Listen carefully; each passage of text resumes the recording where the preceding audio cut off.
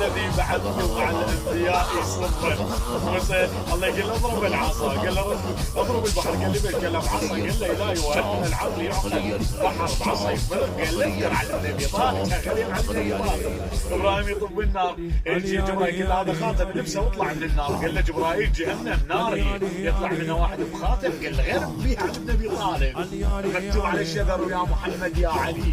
أولا اللي نجى إبراهيم عليه السلام هو قول الله سبحانه وتعالى قلنا يا نار كوني بردا وسلاما على إبراهيم. واللي حمى إبراهيم مو اسم الإمام عليه السلام بل منك، اللي حمى إبراهيم قميص يوسف عليه السلام لأن هو جده، واتبعت ملة آباء إبراهيم وإسماعيل.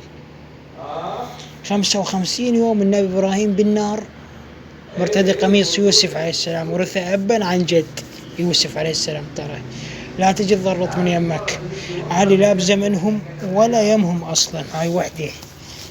والثانية يا معفن يا ابن المعفن، إذا على حجك محبس في اسم علي يبعد عني عذاب القبر ولبسه وأنا ميت. لا عاد القرآن عندك هيجي نزل هيجي تسلي، القرآن والصلاة اللي كان يطبق الإمام علي هيجي لا يبعد عن المؤمن النار ولا يرفع عن درجات. محبس اسم علي يبعد عني النار والله بعذاب القبر والنار. شيل الخرافات حبيبي، سلام الله على علي، عاش بشر ومات بشر. قرآن شكو نازل عن النبي ودعوة إسلامية إذا محبس ينجيني من عذاب القبر. على قولتك النبي كان مبسط محابس. وشغلة الثانية مال فلق البحر الموسى بأمر الله سبحانه وتعالى.